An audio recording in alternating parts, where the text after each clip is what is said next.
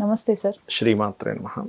సింహరాశి వారికి యా మే నెలలో ఎలాంటి ఫలితాలు ఉండబోతున్నాయి సార్? సింహం వారికి ఫస్ట్ ఆఫ్ ఆల్ ఏంటంటే 9th హౌస్లో జూపిటర్ రవి ఉన్నాడు. అంటే రాస్యాధిపతి 9th ఉన్నప్పుడు ఏంటంటే ఆధ్యాత్మికము అండ్ స్పిరిచువల్గా ఉండే కొంతమంది చూడండి, నేను ఇంకొంచెం సాధన చేయాలి అనుకుంటుంటారు. అటువంటి వారికి మంచి ఫలితం ఇస్తుంది ఇది.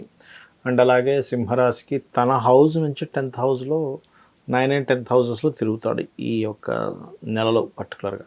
అందుకని ఉద్యోగపరంగా కానీ, ప్రమోషన్స్ పరంగా కానీ, పేరు ప్రఖ్యాతలు వచ్చేటువంటి విషయాల్లో కానీ, సంతాన సంబంధించిన విషయాల్లో కానీ పాజిటివ్గా ఉంటుంది ఈ మాసం వీరికి చెప్పాలంటే. వీరికి ఆర్థికంగా ఎలా ఉండబోతుంది సార్?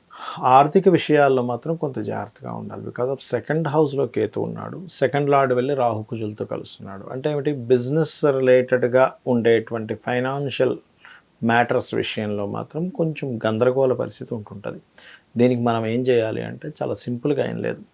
నవగ్రహాలు ఉంటాయి కదా, కేతువు, రాహువు, కుజుడు, బుధుడు, ఈ 4 గ్రహాల దగ్గర దీపారాధన చేసుకొని గణపతి ఆరాధన, గణపతి స్తోత్రం చదవడం. ₹1 వచ్చిందంటే మనకి గణపతి అనుగ్రహంతో వచ్చిందనే భావంతో మీరు కనుక చేస్తూ ఉంటే ఖచ్చితంగా బాగుంటుంది.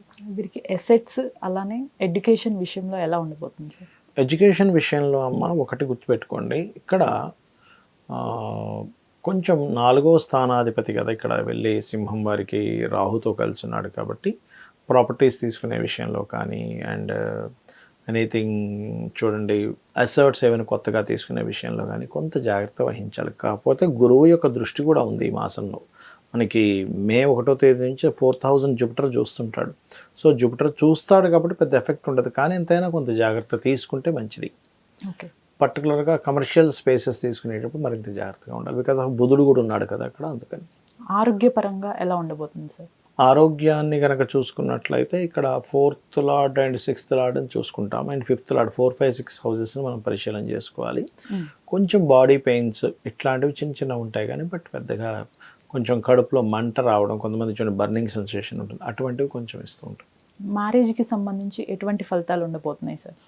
మ్యారేజ్ రిలేటెడ్ సంబంధించిన విషయాల్లో 7th హౌస్ సాటర్న్ ఉన్నందుకు మ్యారేజ్ కానీ పార్ట్నర్షిప్స్ విషయాల్లో కానీ అవతల నుంచి తొందరగా రెస్పాన్స్ రాదు. అంటే స్లో రెస్పాన్స్. ఇప్పుడు మీరు ఓకే అనేసారు కానీ అవతల వాళ్ళు చెప్తామని ప్రొలాంగ్ చేస్తూ ఉంటారు. అలాంటివి కొంచెం డిలే అవుతుంటాయి. అలాంటివి డిలే అవ్వకుండా ఉండాలంటే కాస్త గోవుకి బెల్లం తినిపించడము, లేదా లలితాసహస్రనామాల్లో కామేశబద్ధ మాంగళ్య సూత్ర శోభిత కందరాయ నమః అనే మంత్ర సాధన చేయడం మంచి ఫలితం ఇస్తుంది.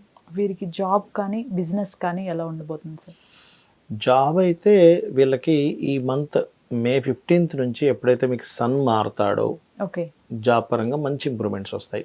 ఇక బిజినెస్ పాయింట్ ఆఫ్ వ్యూ అయితే లాభాధిపతి బుధుడు కొంచెం అక్కడ ఉన్నాడు కాబట్టి ఫస్ట్ 2 వీక్స్ కొంచెం జాగ్రత్తగా ఉండాలి.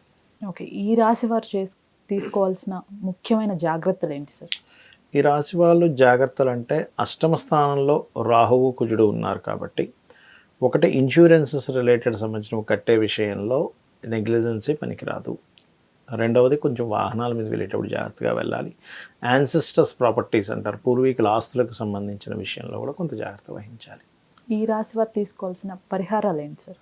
వీళ్ళు ఎక్కువగా దత్తాత్రేయుడి యొక్క ఆరాధన చేయడము అండ్ అట్లాగే వీలైతే రాహు కుజ గ్రహాల దగ్గర బుధకేతువు దగ్గర కూడా దీపారాధన చేస్తే మంచిది. ఈ రాశి వారు ఇవి కాకుండా సార్ ఇంకా ఈ నెలలో ఇది కాకుండా ఇంకా చేసుకోవాల్సినవి కానీ ఏమైనా ఉన్నాయా? అంటే ఒకటే అమ్మ, మెయిన్గా మనము గోచార ఫలితాలతో పాటు జన్మజాతకం కూడా చూసుకోవాలి ఎప్పుడు కూడా. పర్టికులర్గా ఏంటంటే ఒక వ్యక్తి మనం కేవలం జాతకం చూసి వ్యక్తి ఇలా ఉంటాడని చెప్పొచ్చు. జ్యోతిష్శాస్త్రం యొక్క గొప్పతనం అంటే లగ్నం బేస్ మీద ఉంటుంది. ఆ వ్యక్తి ఏ లగ్నం ఉన్నప్పుడు జన్మించాడు, ఆ లగ్నాధిపతి ఉన్న స్థితిని బట్టి వాళ్ళ లైఫ్ ఉంటుంది. అంటే బాగా కోపంగా ఉంటాడా, గొడవలు పడుతూ ఉంటాడా, ప్రశాంతంగా ఉంటాడా, ఎక్కువగా తిరుగుతాడా, లేకపోతే ఎక్కువ బిజినెస్ లైన్లోనే ఎక్కువగా ఆలోచిస్తూ ఉంటాడా, లేకపోతే ఎక్కువ ఎంజాయ్ చేస్తాడా అని ఎవ్రీథింగ్ ఉంటాయి. కాబట్టి లగ్నం ఎక్కడ ఉంది, అసలు మీ లగ్నాధిపతి ఎలా ఉన్నాడు, దాన్ని బట్టి అది ఏదైనా పాపకత్తెరలో ఉంటే దాన్ని సెట్ చేసుకోవడం కూడా వీళ్ళ లైఫ్ బాగుంటుంది. అంటే మీ పర్సనల్ చార్ట్లో. అలా కాకుండా కొంతమందికి ఫైనాన్షియల్ ప్లానెట్ బాగోదు వాళ్ళ జన్మజాతకంలో పర్సనల్ చార్ట్లో. సో అప్పుడు ఆ ఫైనాన్స్ ఇచ్చే ప్లానెట్ ఏది, అసలు చాలామందికి తెలియని విషయం, ఎందుకు ఇబ్బంది పడుతుంటారంటే వీళ్ళకి ఫైనాన్స్ ఇచ్చే గ్రహం ఒకటవుతుంది, వీళ్ళు ఇంకో వైపు ప్రయత్నం చేస్తూ ఉంటారు. అంటే సింపుల్గా చెప్పాలంటే వీళ్ళకి మెడికల్ దాంట్లో ఉందనుకోండి, వీళ్ళు మెడికల్ రిలేటెడ్ ఏం చేసినా కలిసి వస్తుంది. వీళ్ళు తెలియక ఏం చేస్తారంటే మెడికల్ సైడ్ కాకుండా ఇంకోటి ఏదో ఈ కార్ షోరూమ్ పెట్టుకోవడమనో లేకపోతే ఇంకోటి ఏదో బిజినెస్ చేస్తూ ఉంటారు. వీళ్ళకి కలిసి రాదు. అరే ఇన్ని తెలివితేటలు ఉన్నాయి నాకు, చాలా తెలివి తక్కువ ఉన్నవాడు సంపాదిస్తున్నాడు, నేను సంపాదించలేకపోతున్నాను, ఫ్రస్ట్రేట్ అవుతూ ఉంటారు. ఎందుకు అంటే యోగం ఒక దగ్గర ఉంటే ఇంకో పని చేస్తున్నాం మనం. అంటే వాటర్ ఇప్పుడు ఒక స్థలం ఉంది, వాటర్ అక్కడ పడుతుంది, తీసుకొచ్చి ఇక్కడ బోర్ వేస్తున్నాం, వాటర్ ఎక్కడి నుంచి వస్తుంది? రాదు కదా. అట్లా ఏంటంటే ఫస్ట్ ఫైనాన్షియల్గా మీకు ఏ ప్లానెట్ ఇస్తుంది, ఏ మార్గంలో వెళ్ళాలని చెప్పేది జ్యోతిష్ శాస్త్రం. అలాగే మీ ప్రయత్నాలు ఎందుకు సక్సెస్ అవ్వట్లేదు, కొంతమందికి అన్నదమ్ములు సహకరిస్తారు, కొంతమందికి సహకరించారు. ఎందుకు అంటే పూర్వజన్మల్లో మీరు చేసిన పాపకర్మ వల్ల వస్తుంది, దాన్ని ఎట్లా సెట్ చేసుకోవాలి, ఇవన్నీ ఒక ఎత్తు అయితే మీరు ఏ డైరెక్షన్లో ఉంటే కలిసి వస్తుందని ఉంటుంది. ప్రతి వ్యక్తికి కూడా మీరు ఈస్ట్లో ఉంటే మంచిదా, వెస్ట్లో ఉంటే మంచిదా, సౌత్లో ఉంటే మంచిదా, నార్త్లో ఉంటే మంచిదా అని ఉంటుంది. ఆల్ డైరెక్షన్స్ గుడ్, బట్ మీకేది పనికి వస్తుంది ఈజ్ మోస్ట్ ఇంపార్టెంట్. ఇవి తెలుసుకుంటూ చాలామంది వివాహం అవ్వట్లేదని బాధపడుతూ ఉంటారు, బట్ టైం రాదు ఒక్కోసారి. ఇప్పుడు మీరు ఈ సంవత్సరం అంతా కష్టపడి వివాహం కోసం ఎదురు చూసి చాలా రకరకాలు చూసి వెక్స్ అయిపోయే కంటే కూడా నాకు ఈ సంవత్సరం అసలు బలం లేదు, నెక్స్ట్ ఇయర్ ఉందనుకోని ఈ సంవత్సరం అంతా మీ పనులు చేసుకుని నెక్స్ట్ ఇయర్ వెతుక్కుంటే మీకు టైం సేవ్ అవుతుందిగా. సో వివాహ సమయం ఎప్పుడుంది, ఎలాంటి వ్యక్తి వస్తారు, వివాహం విషయంలో చాలామందికి ఈ మధ్య అన్ని డివోర్స్ కేసెస్ ఎక్కువ అవుతున్నాయి బికాజ్ ఆఫ్ ప్లానటరీ పొజిషన్స్. అలాంటి వాటిలోనే ఎక్కువ మంది పుడుతున్నారు. దానికి ముందుగా ఏమైనా అర్క వివాహం, కుంభ వివాహం చేసుకోవాలా, ఎటువంటి పరిహారం చేసుకోవాలి, ఏ మంత్రం చేసుకోవాలి, దీనికి భయపడాల్సిన పనేం లేదు. లలితా సహస్రనామాలో చక్కగా మనకి ఓం కామేశబద్ధ మాంగళ్య సూత్ర శోభిత కందరాయ నమః చేసుకున్నాను అనుకోండి, చక్కగా సెటిల్ అవుతుంది వివాహం విషయంలో. అలాగే జాబ్ గురించి బాధపడుతూ ఉంటారు, జాబ్ సెటిల్ అవ్వట్లేదని, దానికి కూడా చక్కగా మీరు మాణిక్య మకుటాకార జానుద్వయ విరాజితాయ నమః చేసుకోవచ్చు. లేదా ఓం శ్రీమాత శ్రీ మహారాజ్ని శ్రీమత్ సింహాసనేశ్వరి నమః చేసుకోవచ్చు. చేసుకుని హ్యాపీగా మీరు సక్సెస్ అవ్వచ్చు. ఎక్కడా కూడా శాస్త్రము నీది ఇలా ఉంది ఇలాగే అవుతుంది అనడానికైతే శాస్త్రం అక్కర్లేదు. నీకు ఇలా ఉన్నందుకు నువ్వు ఎలా సెట్ చేసుకుంటావు అని చెప్పడానికి శాస్త్రం. వైద్య రంగం కూడా అంతే కదమ్మా. నీకు జ్వరం వచ్చిందంటే నీకు జ్వరం వచ్చింది చెప్పడానికి కాదు, జ్వరం ఎలా తగ్గుతుందో చెప్పడానికి వైద్య రంగం. అట్లాగే ఈ శాస్త్రం కూడా నువ్వు ఎందుకు ఇబ్బంది పడుతున్నావు, నీ పాస్ట్ లైఫ్లో చేసిన కర్మ ఏమిటి, సో ఇక్కడ నువ్వు ఏం చేసుకుంటే నువ్వు దీన్ని అధిగమిస్తావు.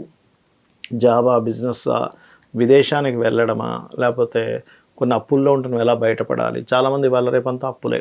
సో ఓం అపర్ణాయ నమః మంత్రం ఇట్లా ఏంటంటే పర్టికులర్గా కొంతమందికి అప్పులు ఇవ్వడమే వాళ్ళ బిజినెస్ అవుతుంది. మరి వాళ్ళకి ఏమిటి అంటే వాళ్ళకి ఆ యోగం ఉంటుంది. కొంతమంది అప్పులు చేయడం వల్ల ఇబ్బంది పడతారు. సో ఈ చార్ట్లో ఏంటంటే ఇవన్నీ చూసుకోవాలి. ఇక్కడ చాలామందికి సందేహం వస్తుంది, మరి ఇవన్నీ చూసుకునేలాగైతే మనం ఎందుకు ఈ గోచార ఫలితాలు, ఈ మే ఫలితాలని, ఆ ఫలితాలు, ఈ ఫలితాలు ఎందుకు చెప్పుకుంటున్నాము అంటే ఇక్కడ రెండు విషయాలు. ఒకటి చూడండి అమ్మా, ఇప్పుడు మీరు ఇక్కడికి వచ్చారు, స్టూడియోకి వచ్చారు, ఇంటి దగ్గర మార్నింగ్ టైం ట్రాఫిక్ ఎక్కువగా ఉంటుంది. మీరు ఇంటి నుంచి ఇక్కడ రావడం గంట సేపు పడుతుంది అనుకోండి. అదే ఏ ట్రాఫిక్ లేదు, హాఫ్ అన్ అవర్లో రాగలుగుతారు. ఇంకా ఎక్కువ ట్రాఫిక్ ఉంటే 1.5 hours పడుతుంది. అంటే ఏమిటి, మీరు మీ వెహికల్ మీరే మారలేదు, కానీ ఎందుకు డిస్టెన్స్లో తేడా వస్తుందని బికాజ్ ఆఫ్ ట్రాఫిక్, అంటే బయట ఉండే పరిస్థితులు. అలాగే మన జన్మజాతకం పనిచేస్తున్నప్పటికీ బయట ఉండే గోచార గ్రహాల స్థితి మనల్ని కొంత రూల్ చేస్తూ ఉంటుంది. మీకు ఎలాగైతే ఆఫీస్కి రావడానికి 1/2 గంట నుంచి 1.5 గంట వ్యవధి ఎలా అయితే మారుతూ ఉందో ఇది కూడా అంతే. ధన్యవాదాలు. శ్రీమాత్రే నమః.